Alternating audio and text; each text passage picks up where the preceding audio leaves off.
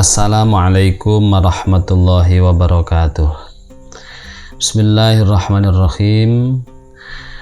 Musalliyan ala nabiyil mujtaba Muhammadin wa sahbihi wa dhil qurba. Musalliyan ala nabiyil mujtaba Muhammadin wa sahbihi wa dhil qurba.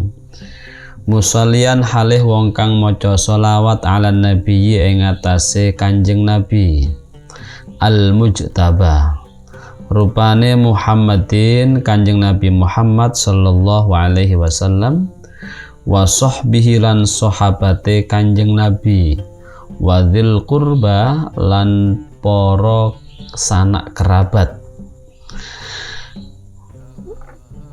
Nazam yang kedua ini menjelaskan bahwa sholawat salam teruntuk baginda Muhammad sallallahu alaihi wasallam yang kemudian lumeber sumrambah mencakup para sahabat dan sanak saudaranya.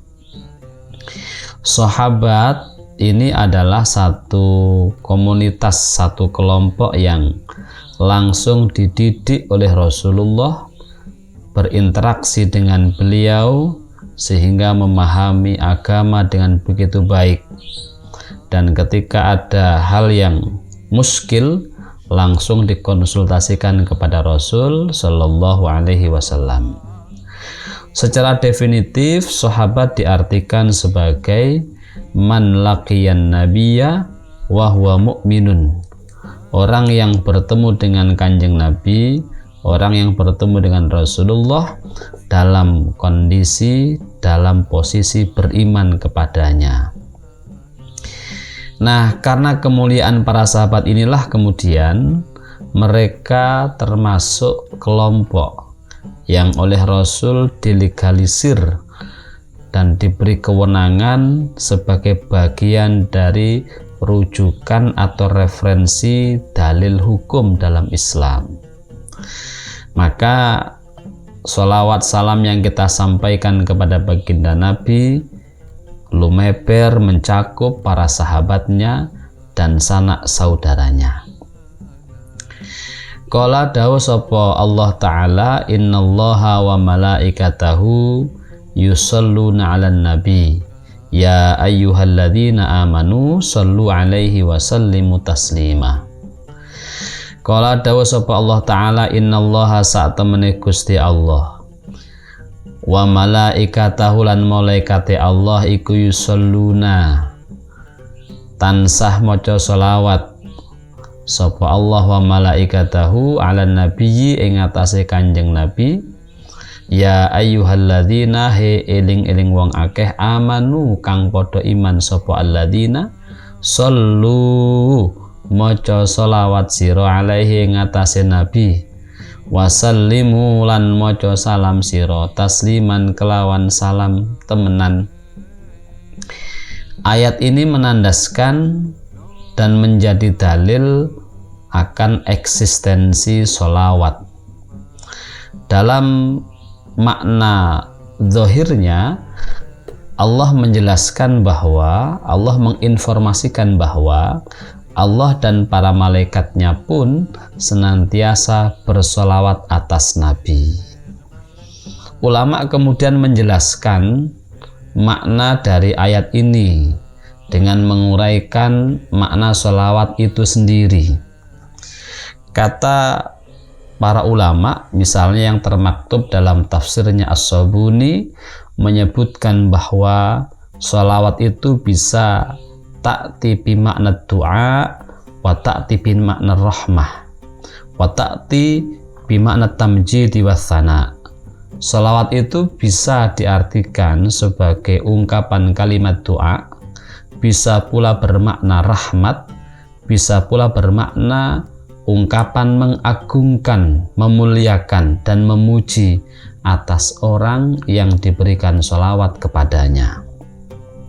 Nah, kaitan dengan sholawat Allah kepada Nabi, ulama menjelaskan bahwa makna sholawatnya berarti sebagai tamjiduhu wa thana'uhu 'alan nabi, ungkapan Allah yang memuliakan dan mengagungkan Rasulullah Shallallahu Alaihi Wasallam.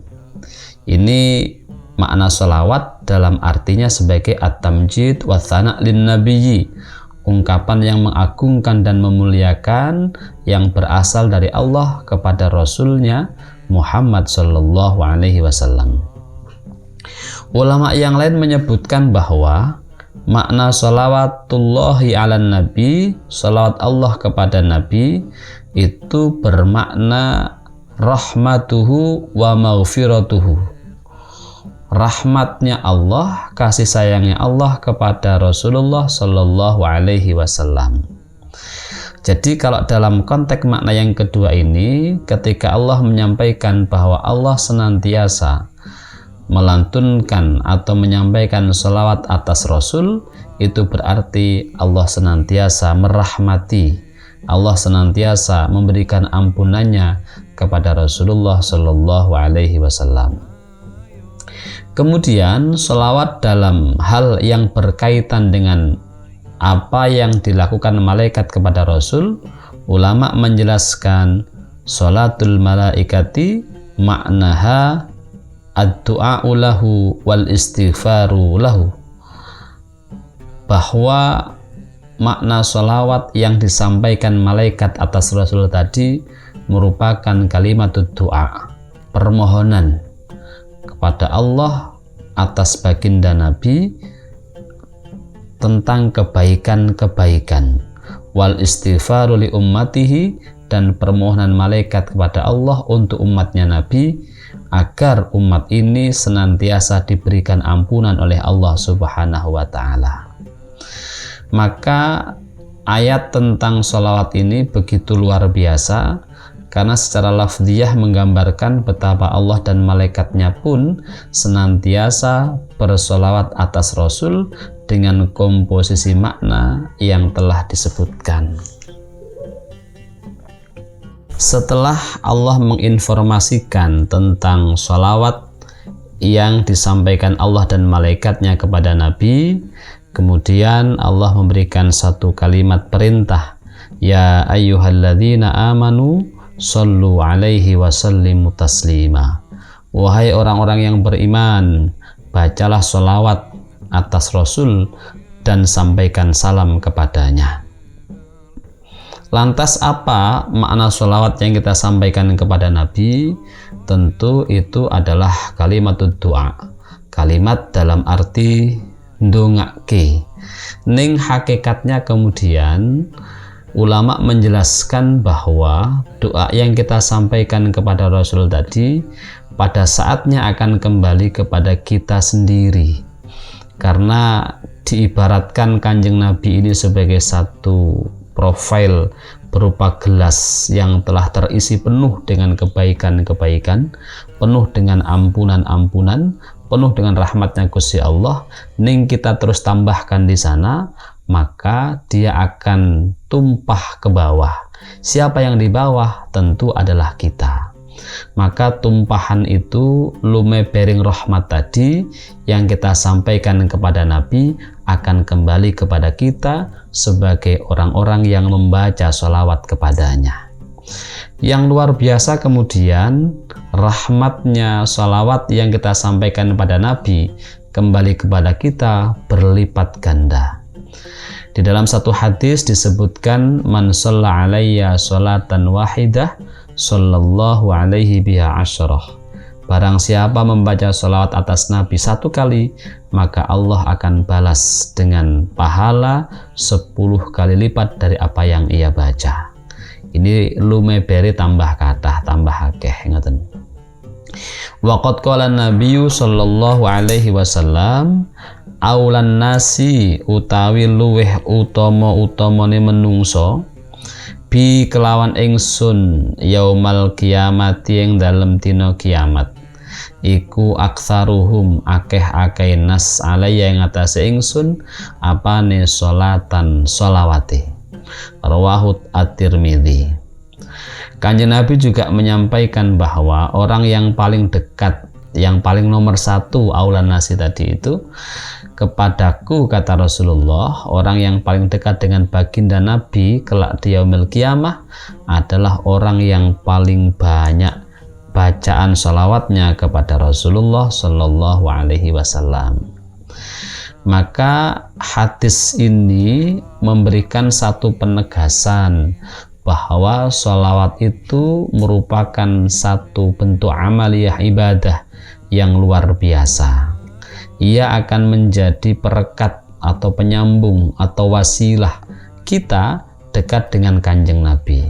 Seberapa dekat kita dengan Rasul berbanding lurus dengan seberapa banyak sholawat yang kita baca untuknya. Semakin banyak tentu semakin dekat. Karena itu maka sholawat menjadi sesuatu yang mestinya kita lantunkan, kita baca, kita amalkan dalam kehidupan sehari-hari, dalam seluruh aktivitas kita.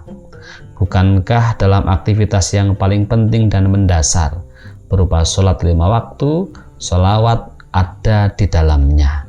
Sholawat menjadi bagian yang tidak terpisahkan, yang tanpa itu sholat kita tidak sah. Ini artinya mengajarkan kepada kita betapa sholawat merupakan satu hal yang amat penting dalam konteks kehidupan kita, termasuk dalam belajar, dalam menulis buku, dalam mengarang kitab, dan seterusnya. Dan itu pula yang dicontohkan oleh musannif kitab ini dengan kalimat musalliyan ala nabiyil mustafa Muhammadin wa sahbihi wadil qurba. Terima kasih. Wal afa minkum wallahul muwaffiq ila aqwamit thoriq. Assalamualaikum warahmatullahi wabarakatuh.